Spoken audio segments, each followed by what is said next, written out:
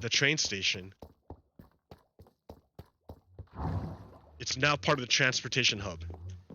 Like, infrastructure! Yay! Okay. What else do I got going on? Wow, this is a lot harder without music. For real, last night I was working on that train here. I don't want to hang out at that train station because it's dangerous. It's dangerous because mobs spawn all the time. So I spend half my time fighting, and that's no good for a Sunday morning show. I don't want to spend my morning fighting. You know, what do I need there in order to make that nether hub hospitable? What do I need in order to establish boundaries? I need a bunch of carpet. Carpet will stop mobs from spawning. But where do you get carpet? You get carpet from sheep.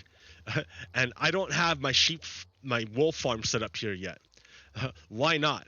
Because I've been trying to think about the framework of how I'm going to plug in a sheep farm into my existing system here, right?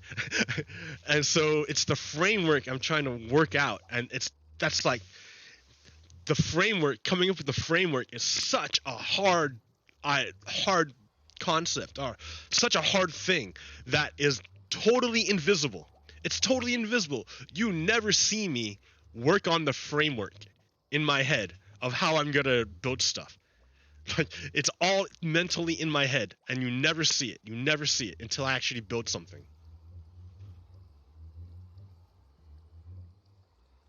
But by the time I built it, I've already done the work in my head. So you don't see what what was done. You see?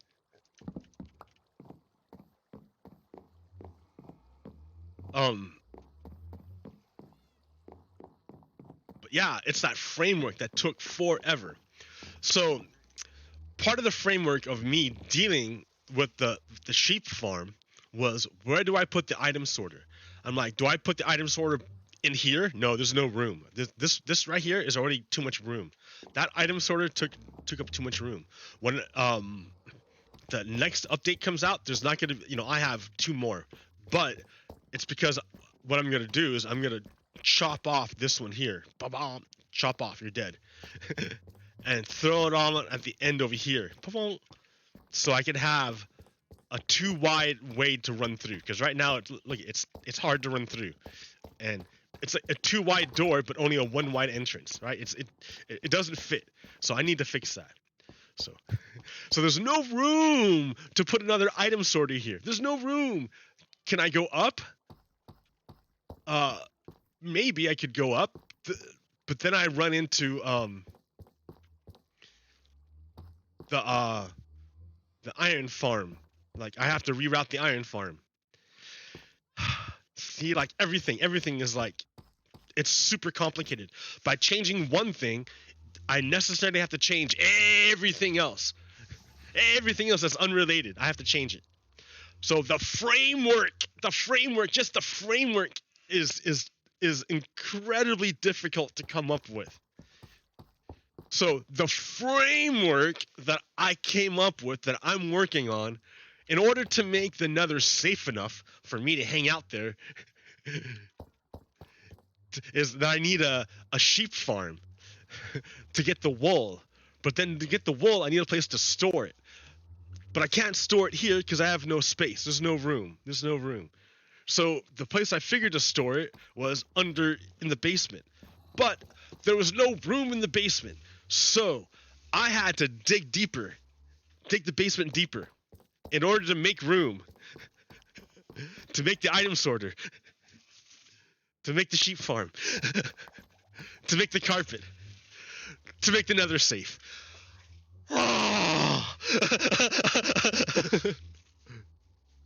But to get to the sheep farm, I needed the iron farm to get the iron to make the enormous number of shears that I'm gonna need to harvest the wool from the sheep. Wow, like the steps involved. My goodness. That's what I mean when I say I'm standing on the shoulders of giants. Because all of that, what I just told you, all of that, I didn't come up with that stuff. I didn't know how to do any of that. I took that knowledge from someone else who themselves took the time to make a video of with their own, they took their labor. They spent hours and hours and hours working out their framework and then testing it and then condensed it and distilled it into a little tiny video that was little enough for me to eat and put into my head so I could reproduce it. And that happened numerous times. I didn't know how to make an iron farm. I didn't know how to work redstone. I didn't know about beacons. I didn't know about glass. I didn't know about enchanting tables. I didn't know about anvils. I didn't know about ender chests. Like, I didn't know about maps, comparators, redstone, cauldrons, drips. Like, oh my gosh, I've taken so much from everyone else in order to build this. So not only was it all my work in order to put it together, but I've taken the work, the thousands of hours of all these other people in order to make this.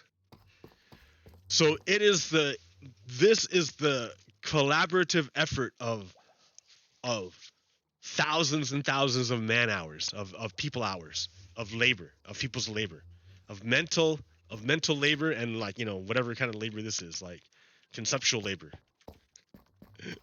Just to make the nether safe so I can hang out there.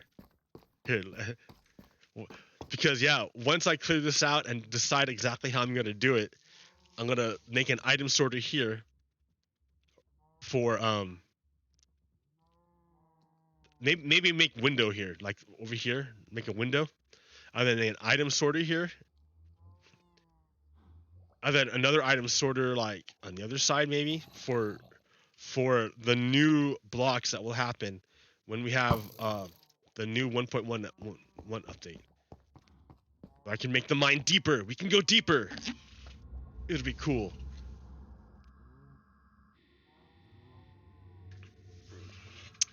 So, all I'm saying is that, it took a whole bunch of steps in order to get to this point. And sure, if I had another person who also did this stuff, everything would happen twice as fast, and it would be cool.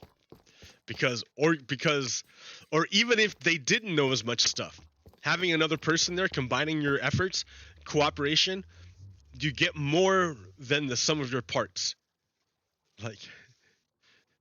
1 + 1 is not 2. 1 + 1 is 3.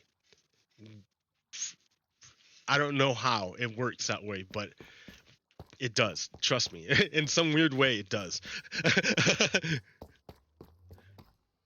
The whole is greater than the sum of its parts, is the term. Okay. Yeah, so I wanted to hang out here. There's also one other thing I wanted to show you. This is going to be like a super quick intro. I spent most of my time not playing Minecraft. I was agonizing for the last week about what was going on in Washington, D.C. I don't know if you know, but Washington, D.C., they're wrangling. The Democrats are wrangling, trying to, finesse government into creating goodness. And it's difficult. It's difficult to get a bunch of people to work together toward a greater goal. So here are the catacombs that I made, and with these catacombs, the point of the catacombs was to transform the skeletons into bones, and then you take the bones and you transfer the bones into bone meal, which then grows life, grows trees. So you take the dead, the undead, and you destroy it, and then you pulverize it, and then you use it to create life. Yellow flower. Pardon me. Yellow flower. Burp. Yellow flowers. So here, more. I'm trying to get a specific color. There we go. Okay. So yeah, you create life with the bone meal. Happy days, happy days. Look at all the flowers. Look at, and then the red and the yellow flowers combine to make orange dye. Ha ha ha ha. Although I don't have any orange flowers. But yes. I have to go find orange flowers and bring them here. Okay.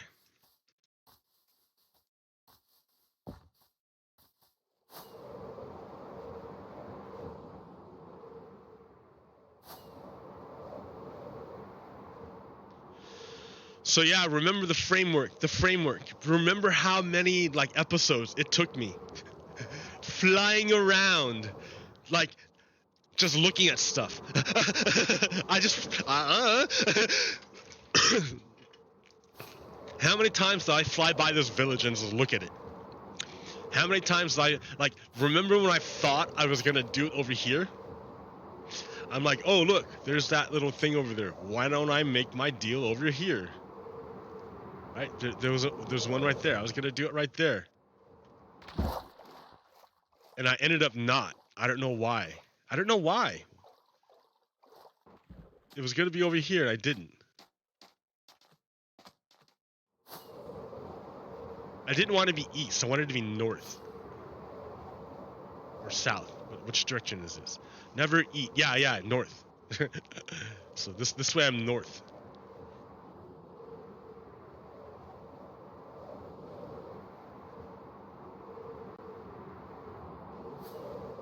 So it took me forever to figure out like how I was gonna do it. Like this, it took me forever to figure out the framework. Once I got the framework going, then I could build it. Then I found out it was no good. So I had to destroy it and build it again. But it was easy to do because I already had the framework. And this took me forever to come up with a framework. I flew by this spot a billion times in my head and also in the game in order just to understand what I was doing and get the bigger picture. And a lot of times I couldn't even see the bigger picture. So like I had to do a lot of things on faith. Like this, right? I built this thinking this is ugly. Nah, dude, this is beautiful. Oh, hey, there's a problem. I think they changed the rules for spawning golems. They changed it with, I think, to only spawn on the top layer, but now it's spawning on this. I'm gonna put leaves down, see if that fixes it. Do. See, there's a glitch in the matrix. They changed something. Okay.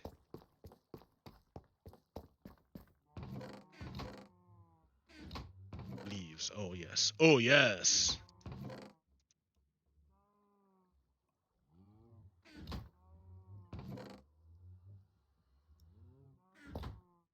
Get out of here. Get out of here. Dies. Okay.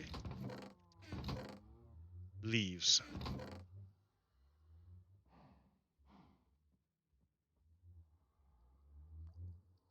I might have to get more, but I did. They let you enchant shears now. How cool! I have to make a real elevator over here because this is kind of janky. This isn't like so great.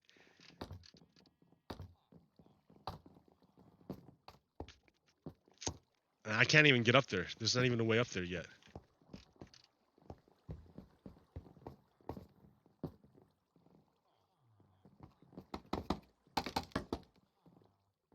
Don't. Oh, come on.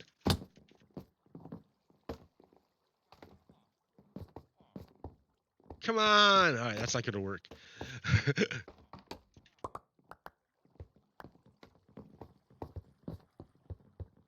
All right. Get in there, dude. Get in there. Get in there. Get in there.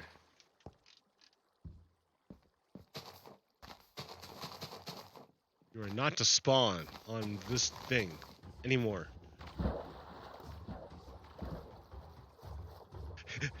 Isn't it a good view? Isn't it a nice view?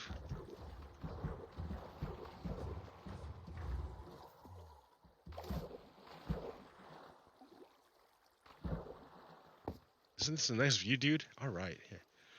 Why don't you take a bath? Oh, isn't that nice water? Oh, yeah, that nice water. Look at that nice water, huh? Bye-bye. Bye-bye.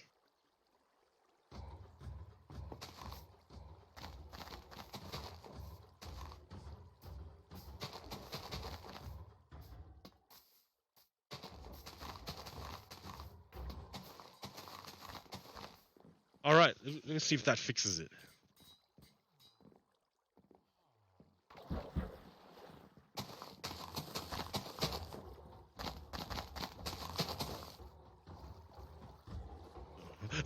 No, I can't get out. Oh, right here, I got it. Okay.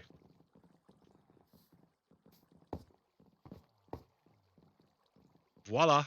Okay. All right, so what was I talking about? Framework. The framework. It took me forever to figure this stuff out. Oh my goodness. Okay. So, I've been feeling bad about this whole week. I've been feeling real I've been feeling really frustrated. I've been feeling like, yo, I'm an American. I worked really hard in order to like make sure that I'm represented in government, and it looks like nothing's getting done, and I feel bad about it. The cynic in me wants to just say, well, it's all corrupt, it's all a rigged game, and I just want to throw it away and give up, right? That's the cynic. If I want to be cynical, what's a cynic? You know, cynical is like, I don't know, if you just like give up on give up the faith. If you give up the faith, you're a cynic. You you give up on the idea, the project, the good nature, the faith. I guess. I don't know. I was getting like that. I was getting real angry. I was getting to the point where I was thinking, oh yeah, dude, there's no way that that the United States is gonna be able to pull it together. Isn't that weird?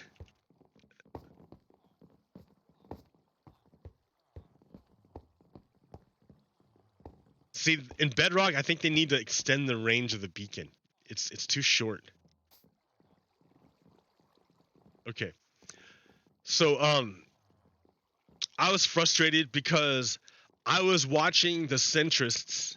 Oh no, okay. I was watching the conservative Democrats, like just hem and haw and take up all of the media. All the mainstream media, all flocked around Cinema and Mansion and Kurt Schrader, and that other guy from the Gottenheimer or something, you know, these couple like conservative Dems, all the mainstream media went to them and talked to them, and listened to them and only talked to them. And it was annoying because they got to keep saying over and over again, oh yeah, we don't care about oh yeah, oh we gotta, you know, we don't like this, we don't like it, we gotta I don't know. It kept changing, right? The game kept changing. I didn't understand it at first, but apparently what's happened is conservative Democrats are trying to de-link the two bills. So, oh man, here, yeah, I should have thought about this earlier.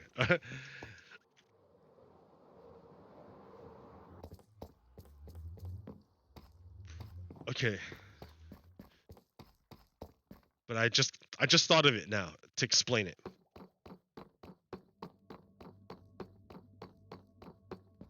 Okay. So we already know what the deal is right here. This is the bill that the Democrats want to pass, 3.5 trillion. But what bill is this? This is the reconciliation bill. I need to get signs. Oh, I have them here.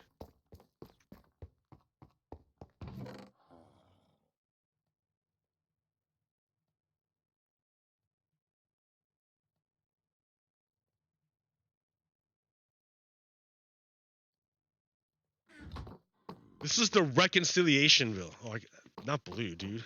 I need blue.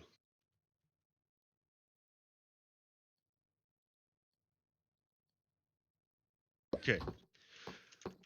This is the reconciliation bill.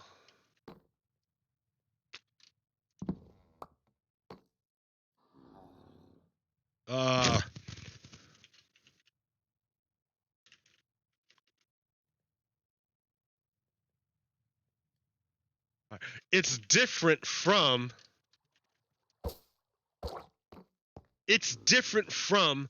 the infrastructure bill. All right. What's over here is another bill. Okay, I need these kind of blocks.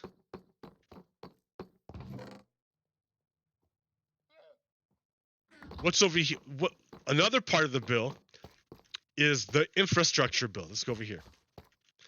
Which is I think like I don't know, 1.5 trillion? Or was it 4 trillion? It was 1.5 trillion or something ridiculously low. Or like maybe it was $1 trillion.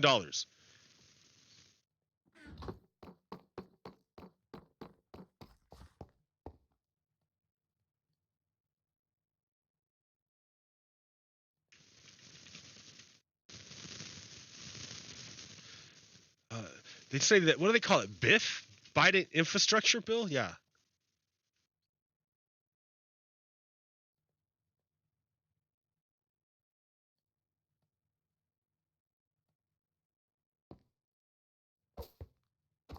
Okay. So there are two parts, right? The United States needs a big fat investment inside the United States. The government, the United States government has neglected the United States infrastructure for a really long time. So it's not so hot anymore. It was great back in the 1950s and 60s. And when it was built back in the 1950s and 60s, using the consciousness of the 1950s and 60s, sure, it was awesome. But in 2020, that 1950s infrastructure is terrible. Another way of thinking about this, I was talking to my mom. And like I said, I grew up in Gardena, California, real young. And we were real lucky. We were super lucky. My dad got like discounts, got like discount tickets or whatever to Disneyland through his work. And Disneyland was like an hour drive away from us. We could drive to Disneyland. It was like an hour. It was a day trip. It wasn't even like an anything. It was 1 hour drive on the freeway. So like you know that movie American Vacation, National Lampoon's so, I forget Summer Vacation, whatever, where they go to Wally World and they have to like traverse like hundreds and hundreds of miles to get there and suffer all these trials and tribulations in order to get to Wally World, and then it ends up being closed. I didn't have anything like that. Disneyland was like right there, and we got like almost free tickets to go. So like even though we were poor, like I got to go to Disneyland like a bunch of times when I was real young. But this was back in like the 80s. So like, which isn't far off from the 50s, like when it opened. And I think America still had that mentality. I think the 70s was the first shock of reality for America, and then it retreated back into conservatism with Reagan and the Republicans in the 80s. So I grew up in that, and Disneyland was part of that. Was part of that retreating back into the fantasy. because the 70s we had the oil shock. America realized that America was super high off of World War II because it was like the last man standing, basically. And it was staring down the Soviet Union, but they were wrecked too. They too were wrecked from World War II. America was literally the last man standing. So it was all high and mighty. But then the oil crisis of the 70s happened, and stagflation happened, where the economy, where there was inflation, but the economy crashed at the same time. So like you couldn't get the economy to come up. Like it was oil, it was energy insecurity, it was a whole bunch of stuff. So yeah, America retreated back into conservatism with Reagan and the Republicans. And my mom was lamenting about how Disneyland has turned elitist. She was telling me about how Disneyland used to be a family business owned by the Disneys, but now the Disney family only owns like 3% of the shares, and it's a corporation. And back in the day, like everyone had to wait in line, but everyone waiting in line and got to go on the rides. Everyone waited the same time to go on the rides. But nowadays, if you pay extra money, you can get a fast track, and you have to make a reservation to go. You can't just go. You have to make a reservation, and the costs are exorbitant, super, super high, so that we would never be able to afford it nowadays. The average family would be like beyond. But my mom's frame of reference is the 1980s. And she is complaining about it now because she's not looking at what things are now in 2020, where Disneyland isn't a family-owned business. It's a corporation. And the world has grown a whole bunch since the 80s. So that what was sufficient in the 80s is no longer sufficient now. Just like the infrastructure in the 1950s, which was good for them, is no longer sufficient now in the 2020s. We direly need to upgrade our infrastructure. So that's what this is. But this is bipartisan. This is the best they could do. Like, remember, I think this is over 10 years. This isn't 1 trillion every single year. This is over 10 years. So that's 100 billion a year is what this is for infrastructure for the entire United States. That's not just one state. That's 100 billion a year for the whole country. That's like almost nothing. Right? That's almost nothing. But that's the best they could do, Democrats could do. That's the best they could do, bipartisan, where they could get a Republican to join them. And it wasn't all the Republicans. It was like 2. It was only 2 Republicans. It was Liz Cheney and some other Republican. The 2 Republicans that have already been kicked out of the Republican Party because they refused to bow down to Donald Trump. So it's barely bipartisan, and the only thing they can agree on is $100 billion a year on infrastructure, which is like peanuts. That's like nothing. But some Democrats are desperate to say that they reach across the aisle and have a bipartisan deal. They need to go to their voters and say, look, my voters, look, I worked with the Republicans. Look what I did. I signed a bipartisan deal. They need that. So that's why they did this. They passed this measly, insufficient bill. They passed this insufficient bill because it was the only bill they could pass that would get bipartisan support. And progressives agreed to it because of this side over here, reconciliation. Progressives said, if we support you conservatives, then you conservatives will support us progressives when it comes to the reconciliation bill. That was the agreement. If we support you on your bipartisan insufficient bill, but you get it because it's bipartisan, then you will support us in the reconciliation bill where we don't need any Republicans. That's the deal. That's the deal. Okay. So the big drama, part of the drama is that the conservative Democrats want, they're closer to Republicans. Manchin, Sinema, and I want to put Kurt Schrader on there.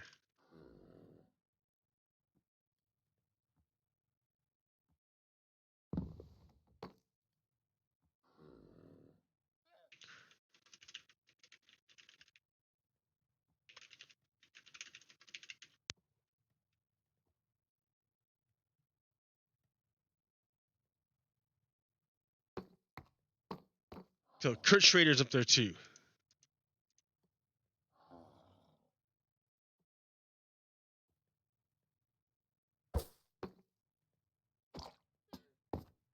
So these guys, if you listen to what they're saying, their position is closer to the Republican offer of $650 billion than it is to the undiluted Democrat offer of $6 trillion.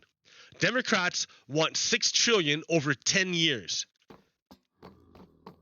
Republicans want $650 billion over 10 years. So this works out to less than $1 trillion a year, like $650 billion a year spread out across all 50 states. That's what the Democrats want to do. Republicans want, let's see, $650 billion divided by 10. So that's what? 6 billion? No. 6.5 billion a year times 10. That's not going to be 65 million a year. I don't know. I'll figure it out. Here, I can use a calculator. Right? 650, 1, 2, 3. That's 1, 2, 3 divided by 10. Yeah, 65 million. Yeah, 65 million spread out across all 50 states. That's like nothing. Nothing. Kurt Schrader, Manchin, Sinema, they want to be close to this. And they only offer $1 trillion, real close to this. Democrats agreed to this compromise, which is halfway. 3.5 trillion over 10 years. So, but Manchin and Sinema understand that these two bills are linked. They understand that progressives will vote for this if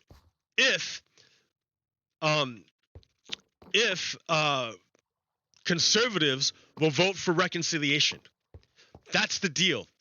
But now these guys are trying to back out of it. They're trying to back out. Kurt Schrader's trying to back out of the deal. Manchin and Sinema are trying to back out of the deal. They're saying, oh, you have to pass our bill, but we won't pass your bill. That's what they're saying.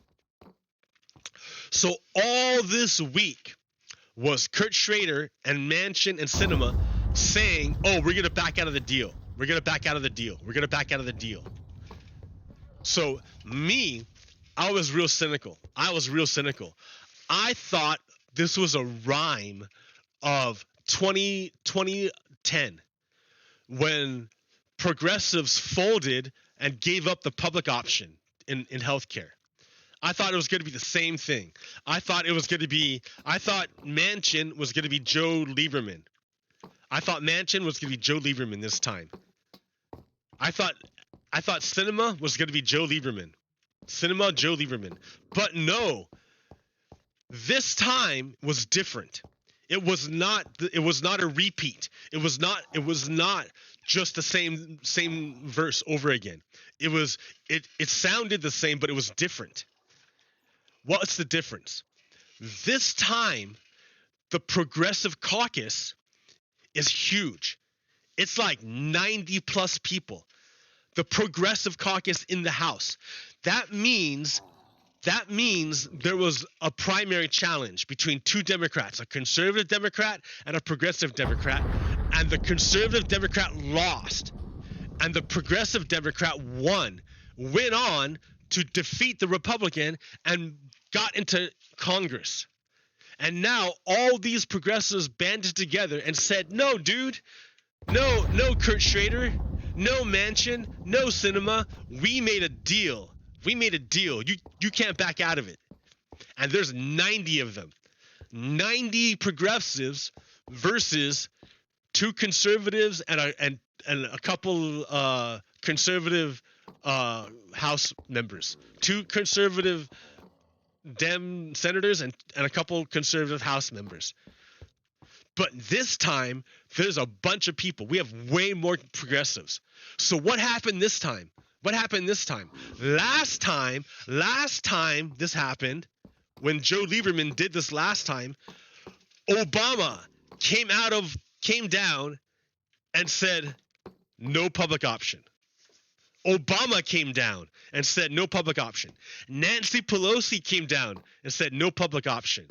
Harry Reid came down and said no public option. And it was dead. They killed it. Last time. This time,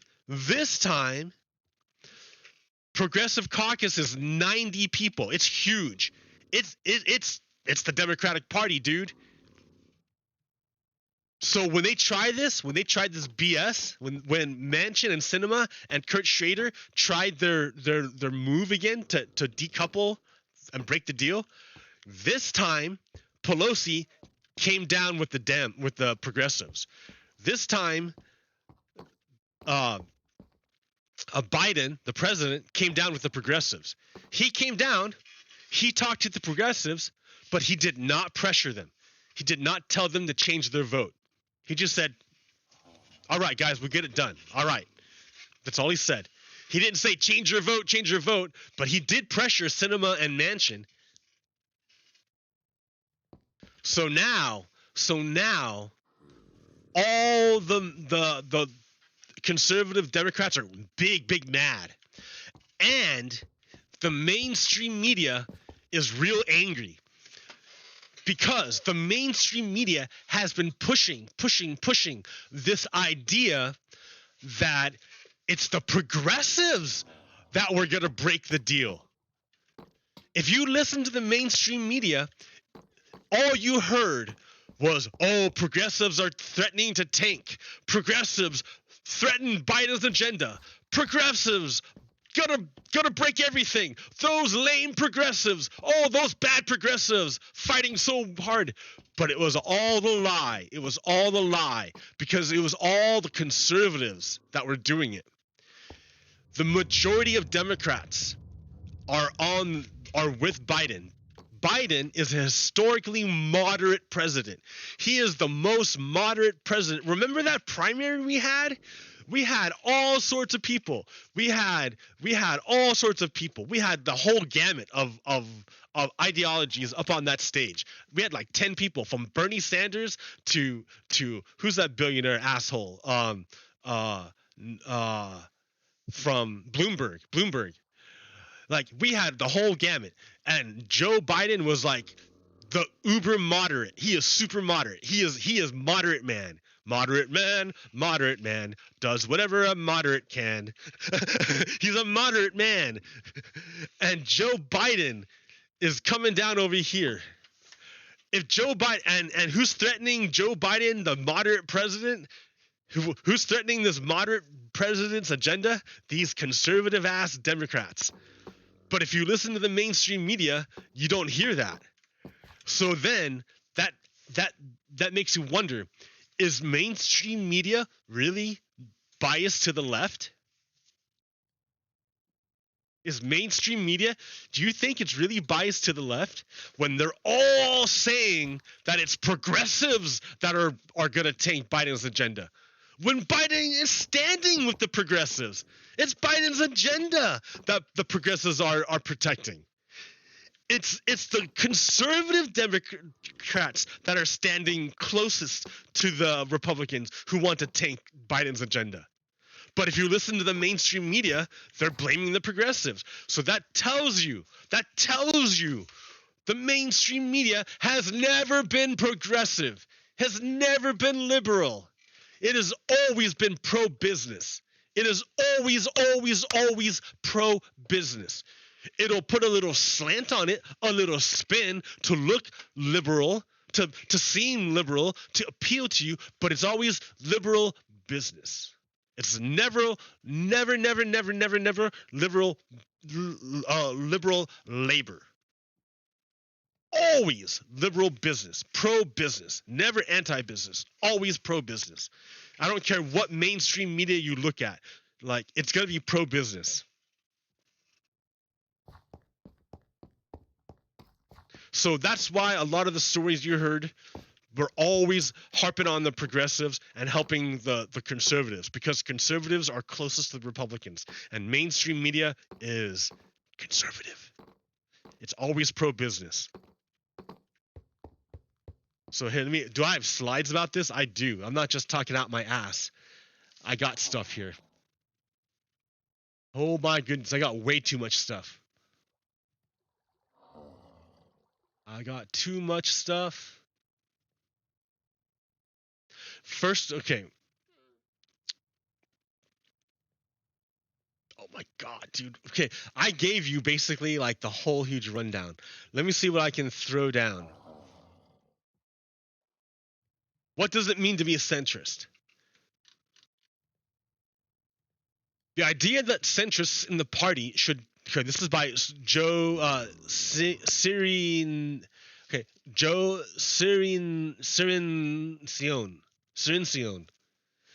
Cirincione. Only one quibble with this key point that the plumb line Greg Sargent makes. The idea that centrists in the party should get to dictate what's possible is more serious threat to the Biden agenda than progressives. But wait a minute. If you are only 4%, are you really the centrists? And that's my whole point. No, you're not.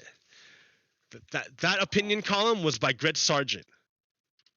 Right. I'm looking the wrong way, but this way I can like look at what I'm doing. All right. So here's what we're working on, right? This is what Greg Sargent, this is the key point that Greg Sargent is making. There are two obvious ways this all comes crashing down. One would be that Manchin and Sinema only prove willing to support a reconciliation framework that is so gutted that progressives reasonably can't support it. The brinkmanship on the infrastructure bill continues and neither passes. The second would be that Manchin and Sinema get behind a framework that's well short of $3.5 trillion, but isn't all that unreasonable. Progressives might keep opposing the infrastructure bill to try to leverage them up. Centrists could balk, and the whole thing could implode. In the latter scenario, progressives would have located their power, but have arguably overplayed their hand. That would be a terrible outcome for everyone.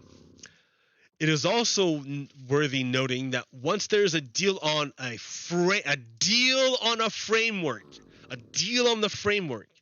the White House and the Democratic leaders very likely will ratchet up pressure on the progressives to pass the infrastructure bill.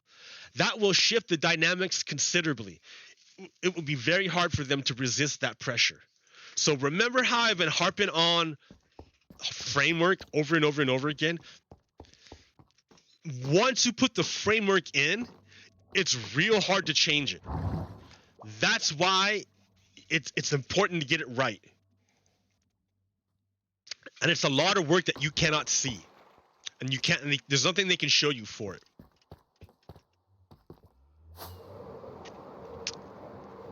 Once I put that iron farm in, it's real hard for me to move it somewhere else. Once I put that item sorter in, it's real hard for me to move it somewhere else. Anything I do is going to have to take into account where I put that item sorter. Right? Why am I digging a deep hole underground? Because I put that item sorter there, and I'm not willing to extend this building out further that way because it'll look ugly. Because the framework is already established.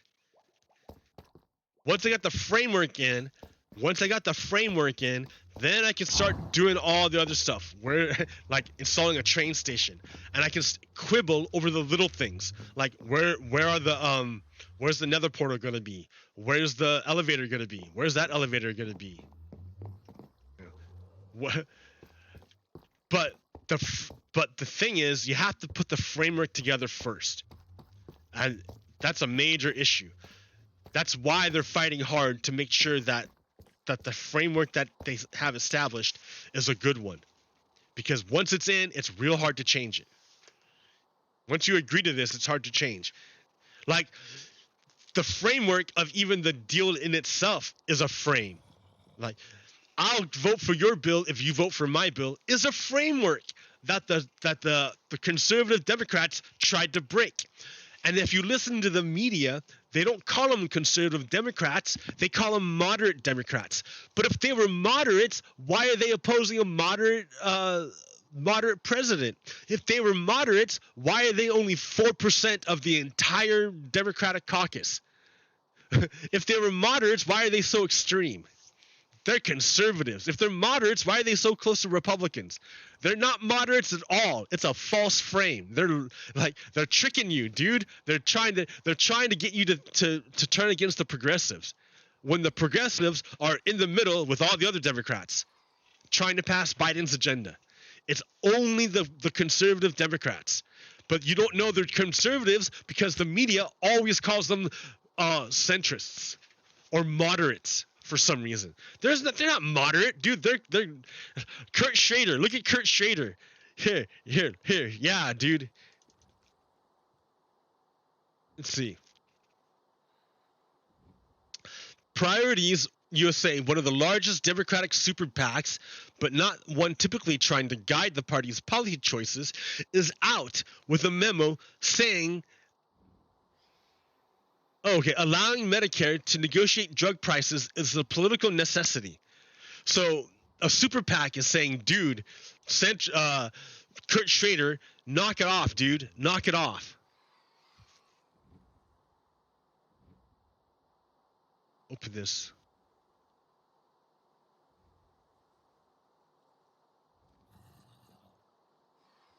Infran View. Choose another app.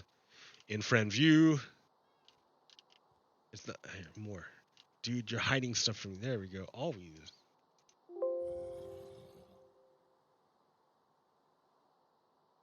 Yeah, dude. Hey, it worked out. Ha ha ha ha ha. Okay.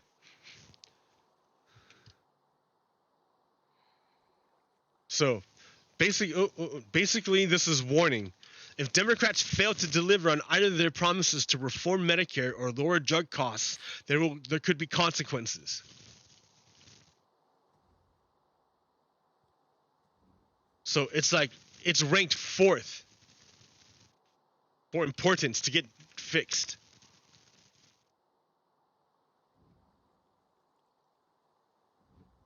When it comes to critical issues that Democrats should pass and run on in the midterms, nothing is more obvious than lowering drug prices and expanding Medicare.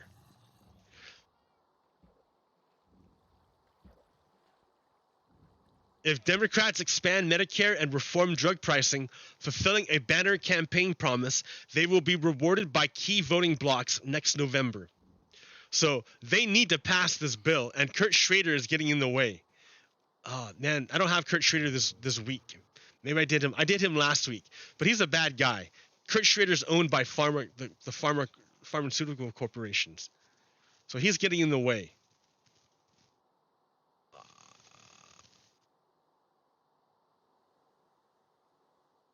Manchin and his dirty family. Joe Manchin's son runs the coal brokerage firm Energy Systems now. Joe Manchin took $491,000 from Energy Systems last year. So his son runs the business, and the business gave money to Joe Manchin's campaign last year. And then Joe Manchin's wife brought in got another $600,000 from the company. 1.1 million to Manchin and his wife, and he won't answer questions about it. Yeah, dude. So his son runs the coal company, and then the coal brokerage company that Joe Manchin's son runs gave 1.1 million to Joe Manchin and his wife. And then Joe Manchin says, "Oh, I don't want to vote against coal." Why? Well, it's because you're corrupt, dude. You're making money from coal. That's why you won't vote against it. You don't care about America. Joe Manchin's in it for himself.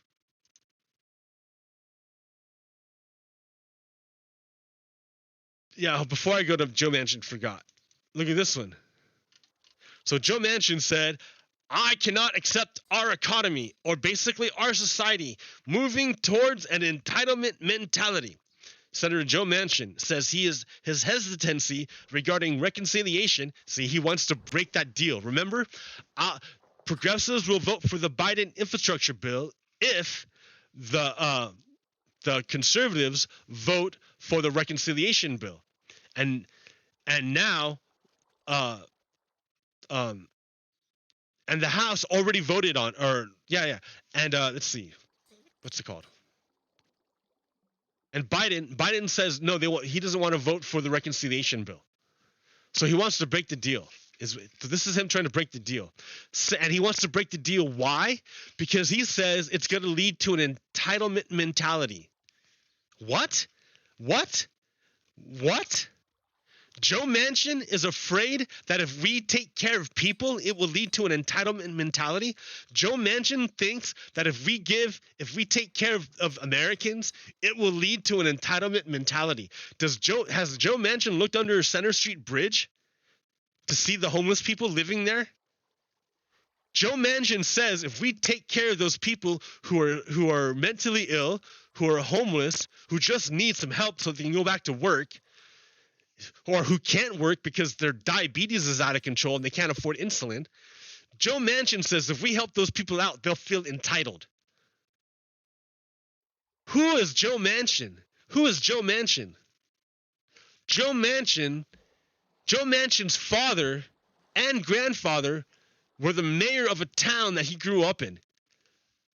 So he's the son of the mayor of a dynasty of mayors.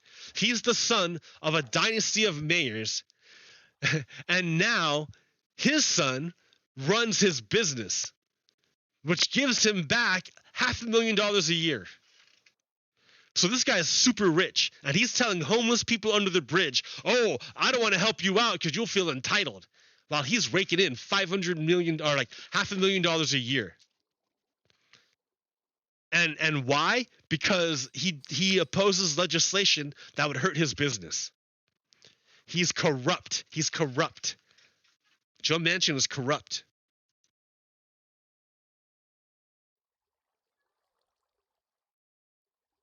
So Manchin on cutting a deal on reconciliation by tomorrow's House vote. He doesn't want to do. Remember, Manchin doesn't want to do reconciliation. No, it's not possible. Manchin said there was no deal to move these two bills together in his mind. Never heard of it. That the two bills would be linked together? Why do you think we work so hard to separate them? See, Manchin wants to break the deal. Manchin knows that the deal is if progressives vote for the infrastructure bill, then conservative Dems are going to vote for the reconciliation bill. He knows that's the deal. Here, he's pretending it's not. He doesn't know, right?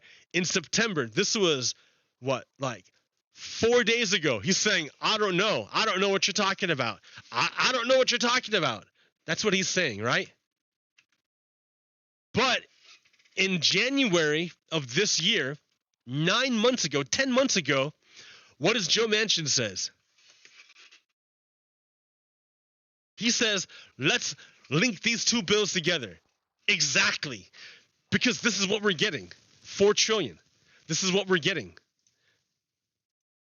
Remember over here? Let's come down over here.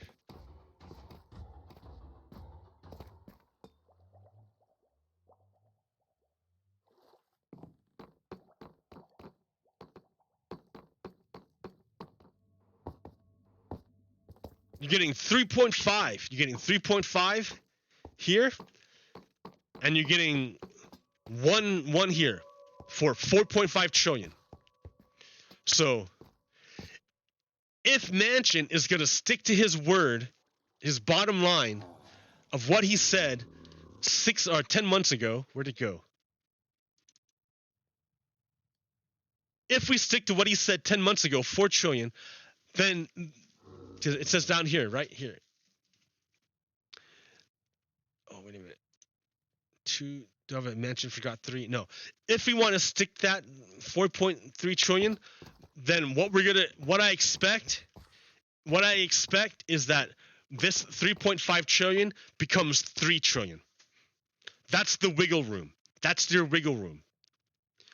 If Joe Manchin is going for 4 trillion, that's your wiggle room. Chop off this right here. If you chop that off, Joe Manchin's going to sign the bill.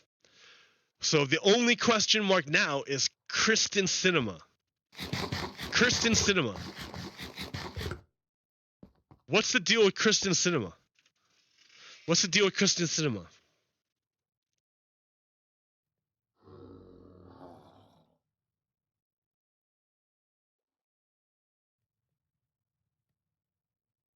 We don't know. We don't know. Oh no. Oh no. Oh no. What happened? What did I do?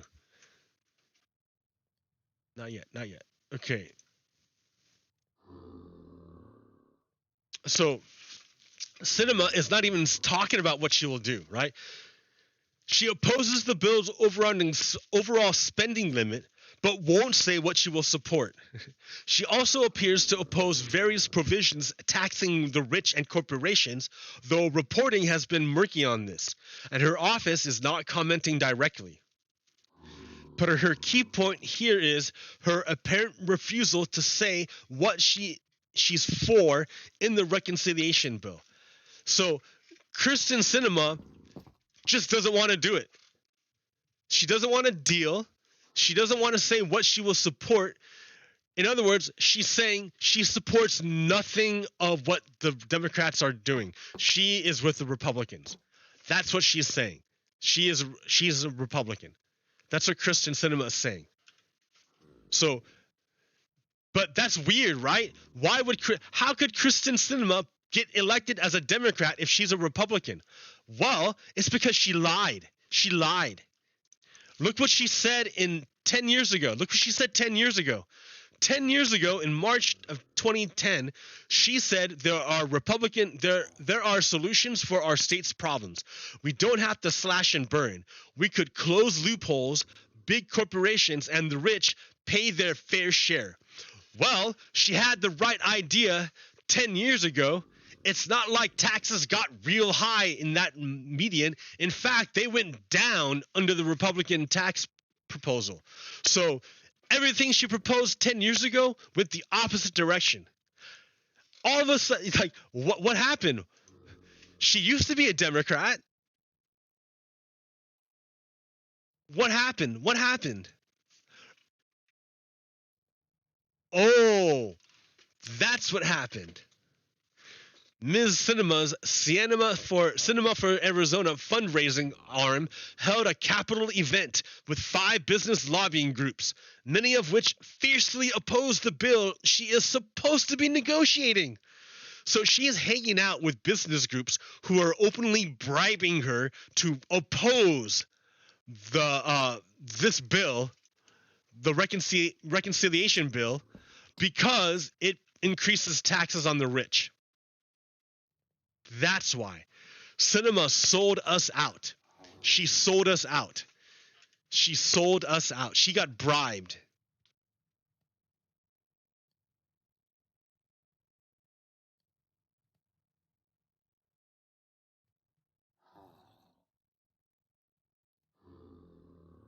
So hold on here. All right. Okay, let's take a break. Let me chill out here. That was pretty heavy. Hey, dude, what's up, Gamer's Paradise? Oh, you're probably gone, dude. I don't ever see this stuff until it's way too late. Like, that's the deal, though, right? But, all right. So, whoo, that's heavy. Okay. So, let's reframe what has been going on this week? I was feeling pretty bad this whole week. I was feeling bad because I thought I was watching a rerun of 2010, where the conservative Democrats killed the progressive agenda with the support of Obama. This time, though, I saw something a little bit different. There was a glitch in the Matrix. It was like deja vu, but this time was different.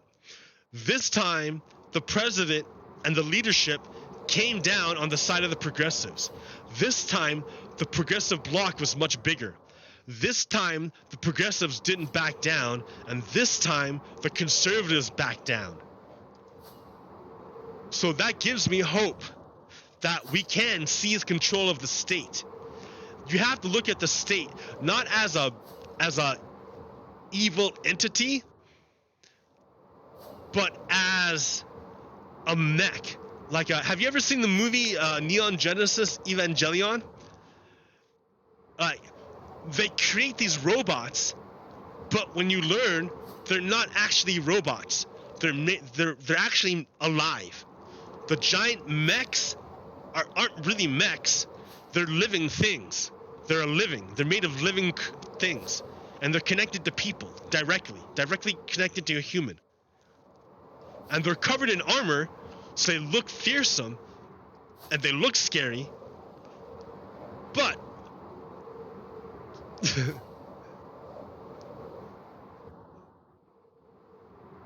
they're actually alive. And you have to look at institutions like Ava's, like these giant machines. Like, they don't have wills of their own. They don't have a will of their own. They have to be controlled. But they're incredibly powerful. Institutions can be incredibly powerful, and the state is an institution. And look at what the government as an institution can do. Dude, we're like driving around on Mars right now. Like, for everyone that wants to say that the government is incompetent, we're driving around nuclear dune buggies on Mars. Yeah, don't tell me that the government is incompetent. The government is us, the American people. We're not incompetent. We're pretty cool. But we've been fighting with one hand tied behind our back this entire time. So much of our energy is wasted. I can't even get over how much of our energy is wasted. For example, I work in a government agency right now, and I can see for myself the amount of energy that we expend to make sure that the people who receive benefits are the right people to receive benefits. We expend so much money making sure that the right people receive benefits that it would be cheaper, in my mind, to stop trying to ensure that the right people get benefits, and instead make sure all the people get benefits. It would be cheaper in the long run. It would eliminate my job, but it would be better for society.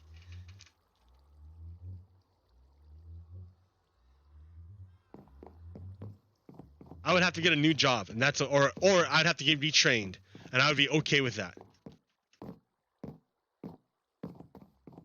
But because of our paradigm, our framework, to make sure the right people get the thing, we have to impose tests and barriers and to focus it, and that just means more hoops for people to jump through and more bureaucratic waste, and like, it just seems like when the cure is worse than the disease, it's time to stop the cure.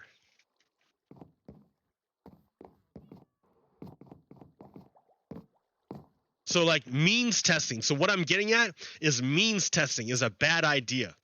It's a bad idea to test the people receiving benefits to make sure that they're the right kind of people getting benefits. It's better to take it off the top than to take it or it's better to take it from the back than from the front. What I mean by that is that it's better to give money to everybody, and then at the end of the year, you tax people above a certain level of income. Just tax them a lot. Just tax them a lot. Tax the rich. That's all you do is just tax the rich. All right. And that way you don't have to test it. And you don't have a huge bureaucracy behind testing. You just give it. But if you means test it, what that means is that you make people apply for it. They have to fill out forms. They have to know about it. They have to fill out forms, the right forms, fill it out correctly, put it in the mail, pass it to the bureaucracy. It has to be received by a bureaucracy. It has to be processed by a bureaucracy. They have to test it. They have to receive documents to make sure, right?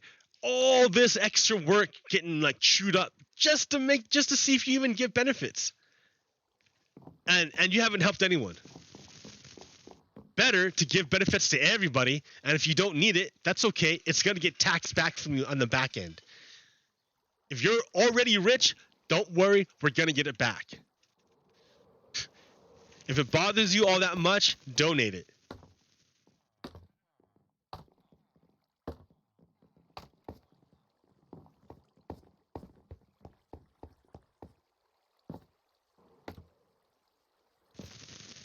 But Joe Manchin and the conservative Democrats, they want to put means testing. They want to put barriers on the benefits that people receive to stop them from getting benefits. And it's just causing problems for no reason. It's going to stop the benefits. It stops from helping people and only causes headaches. You want less bureaucracy, not more. So get it on the back end, not on the front end. Give more money to the IRS so they can audit rich people. So they pay their taxes. Dude, I'm so tired. And I pulled out like a billion slides. Oh, yeah, okay. So it's important that we take control of government. And I'm not saying that just because I'm like rah, rah, rah. Like, it's important because government can really, really help people's lives and really do amazing things if you can control government. But if you don't control government, it's a bad thing. Like, that's why we fight wars. Like, that's why like so much things happen. Like, democracy is super important. You have to fight to support and defend democracy and expand democracy. Because democracy is a better way for justice to manifest, right? You can argue for all these other forms of government. You can say, oh yeah, aristocracy is the best or monarchy is the best. But the bottom line is no, it's not, because if the thing you want to create is justice, you're not going to get it from aristocracy and from monarchy or from oligarchy. You don't get justice from those forms of government. You get justice from democracy.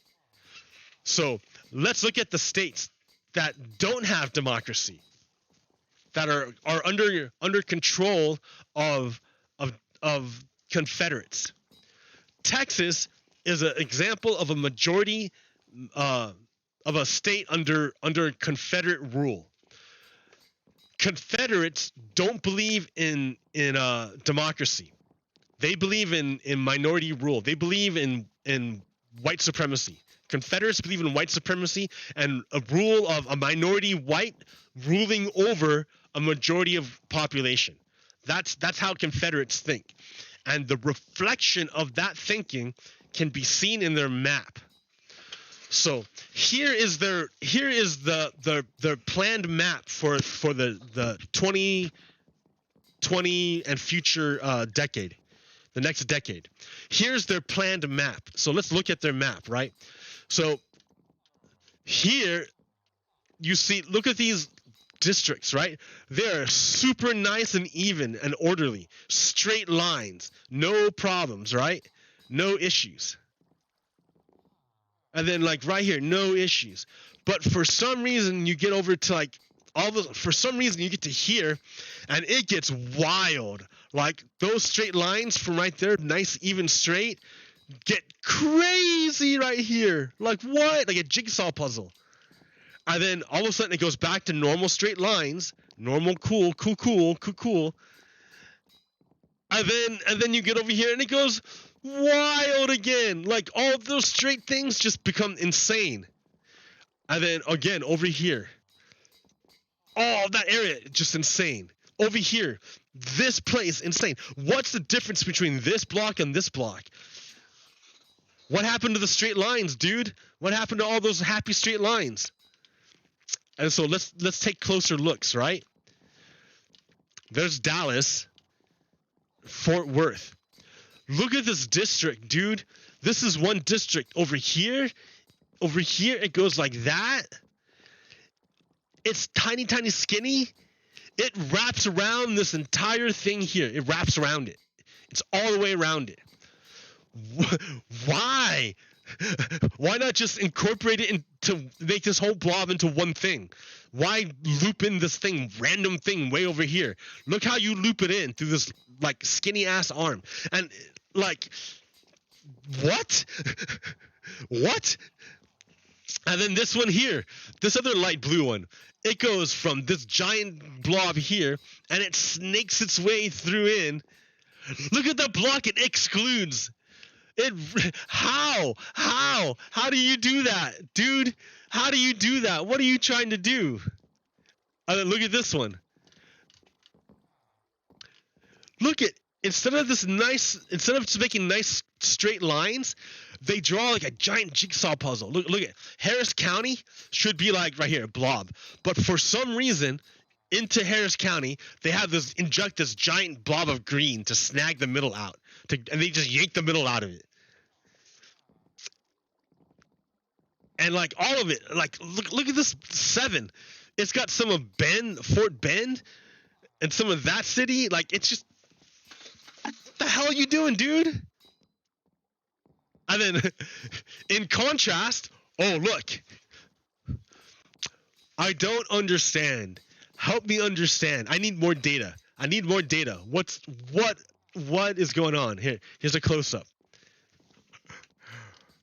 of that gerrymandering. This is called gerrymandering. Look at that ridiculousness. This is like surgical precision. You use computers and a laser guided like surgical map to like cut out the voters you want specifically and cut out other people, like down to the like street corners. Like holy crap, dude. Okay. I need another Texas map.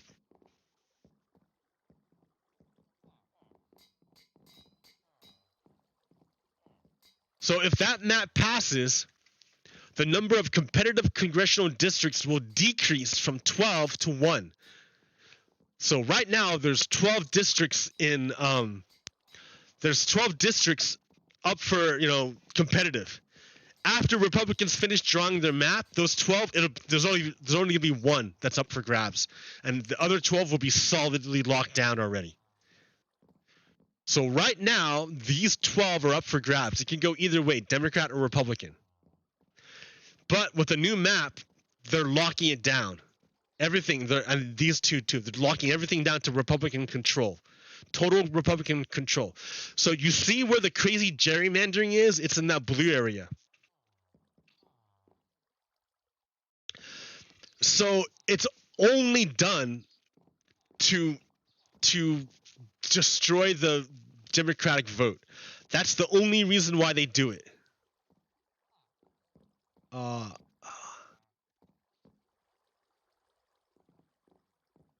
thought I had a better map that showed the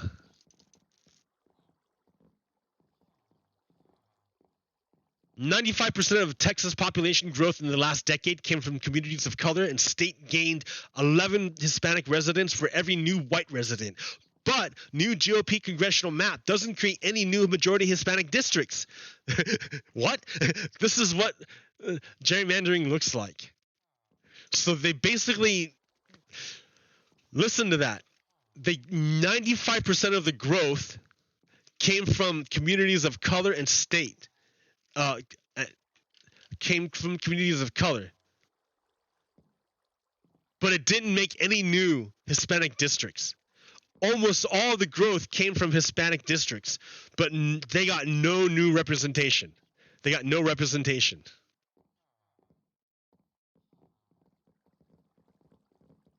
So there's what I'm looking for. So this is what gerrymandering is, right? Texas is a blue state. It's majority Democrats. But because the Confederates control the way you draw the lines, they can win a majority of the government with a minority of votes. So for example, right here, right? Republicans only have 40% of the state of Texas. But the way they draw the lines,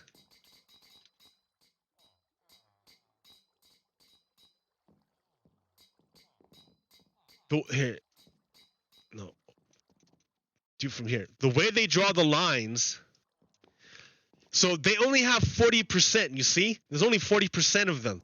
So they don't have a majority of the population.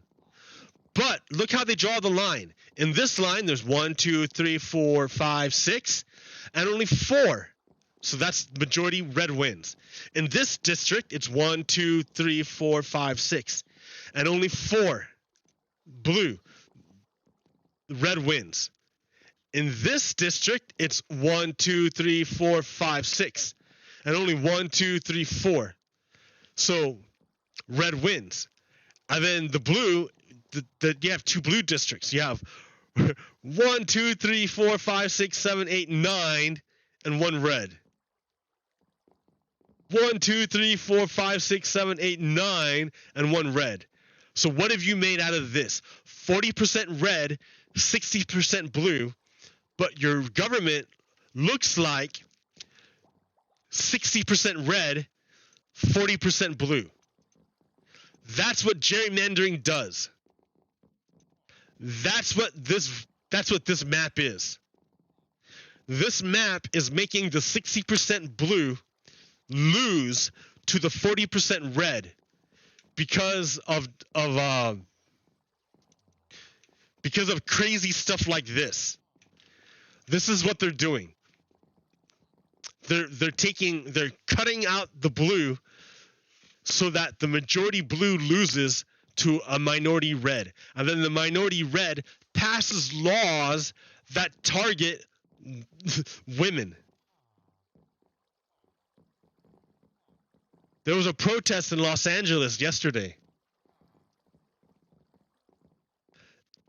to highlight, to protect women's rights, because women's rights are under assault right now. The Supreme Court has been stacked by the conservatives, by the Confederates, and they want to take away women's control over their own bodies, and they're gunning to do it. They want to do it. So women are mobilizing in the United States to say, no, dude, that's not happening. That's not happening. Women's rights are human rights. Right? This stuff right here, this is sovereign. This is sovereign. Like, and I know anti-vaxxers like to conflate the issues, but you cannot. Pregnancy is not contagious, and you know what? I don't want to like get all crazy turf either, right? It's not even women's rights. It's humans' rights, because all people are the ones who give birth to people are the ones who get pregnant. People are the ones who get pregnant. Humans are the ones who get pregnant. All right. So human rights. It's a human right to control your body, to have sovereignty over your body. It's a human right. It's not just women's rights. It's human rights. It's human rights. Because all sorts of people can get pregnant.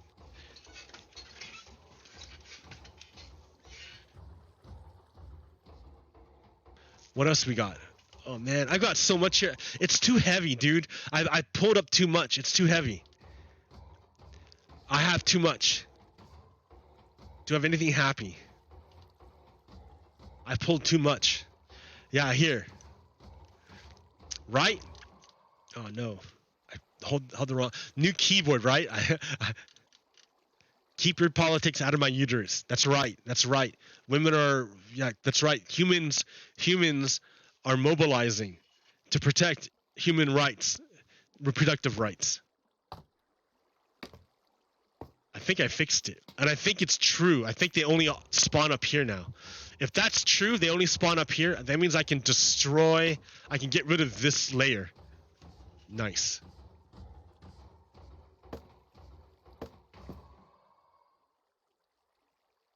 Yeah, they only spawn up here now.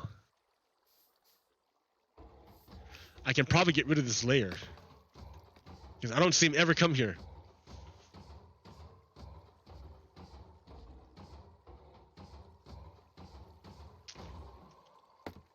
Yeah, they only spawn up here. Nice. Nice! Nice!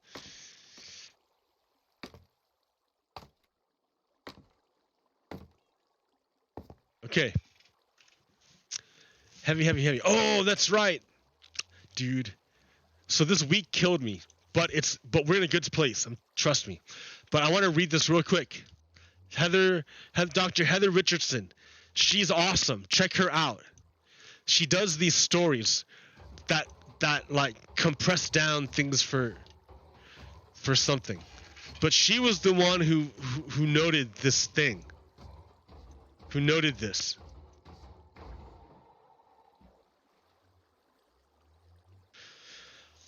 For those of you who do want some reflections, I am struck today by the media's breathless recounting of how the ongoing negotiations over the two infrastructure bills shows that Democrats are in disarray and President Joe Biden's agenda is crashing and burning.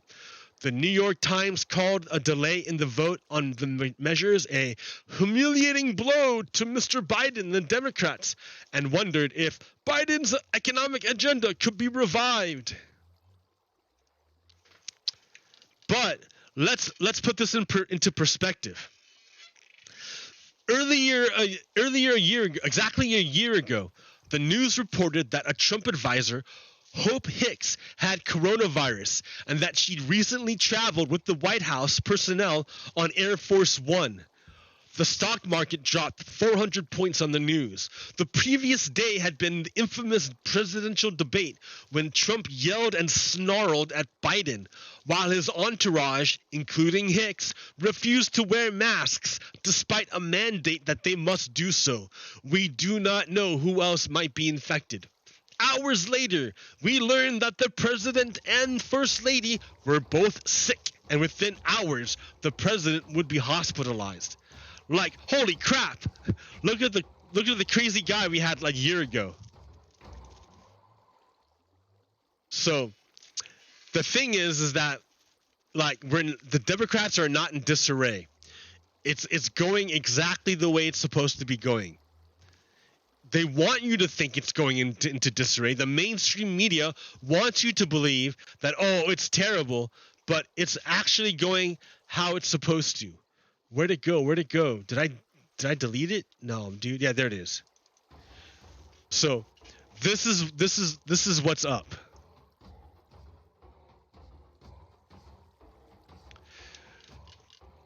How deals come together. No.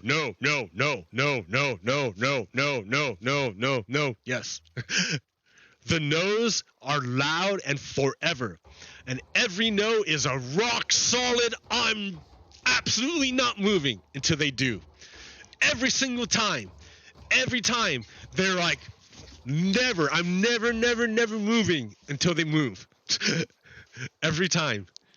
It's always like that. It's always. I'm never moving. No.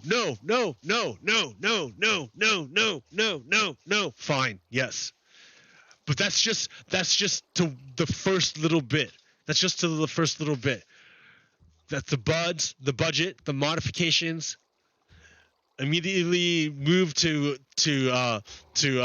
dismiss or to keep going, and then it went nope, stop, no, and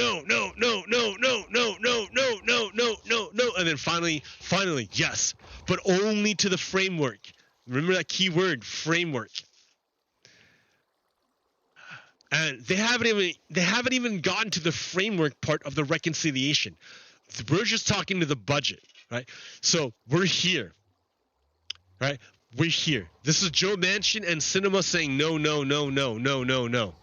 This is Joe Manchin and Kurt Schrader saying no to Biden's agenda. Eventually, they're going to say yes to the framework. That big overarching thing that I was telling you about. Eventually, they'll say yes to that. And when they do, it's hard to make changes anymore. Boom, it's down. You can't make changes. Like the general outline is there. And then once you have the framework, it's back to no, rock solid, no, it will never pass, no. It'll be like, no, enough, give up, no, give up, give in, cynicism, until finally, you get a yes, and it will be done. But we're not there yet. We're up here. We're not even to the framework yet part. We're still at the Manchin and Sinema saying no. And they tried to de-link the two bills. They tried to kill the bill. Sinema and Manchin and Kurt Schrader. Kurt Schrader tried to kill Biden's agenda by de-linking, but it didn't work. Like last year, 10 years ago, it worked to remove the public option, but this time it didn't work. So history doesn't repeat, it rhymes. And this time the rhyme worked in our favor. So we're here. Have faith, because we're going to get to yes to a framework. Then we're going to go through a bunch more no, and then we're going to get yes to a yes, and then it's going to be done. Have the faith. And then our mech becomes that much stronger, because this is going to be huge. When we pass this is going to be huge. Oh, we have a ton more problems still. Don't get me wrong, but it'll be huge. You got to keep the faith. You got to hold on. Hold on, guys. Once we seize control of that mech, it'll be an amazing power upgrade. Like I can't even imagine. I keep telling you to look at Captain Marvel. Captain Marvel worked and fought and trained and was super good, but her full potential, but she was never there until she realized her full potential. And what had happened with Captain Marvel was she was holding back half of herself. Look at the United States. We're doing the same thing. White supremacists are expending all of their energy to hold back the other half of America. They're expending ridiculous amounts of energy. All that bureaucracy, all that means testing, all that policing, all that prison, all that stuff to make sure to hold down the other half of America, to suppress it. But once we overcome that, and once we stop suppressing ourselves, once we stop fighting ourselves, once we stop pressing ourselves down and instead lift us up, the potential, the power is going to be beyond our imagination. I can't even share it with you. It's going to be great. It's going to be great. Hold on. Okay, America. Until next time. Peace. Pogokero out. Stop.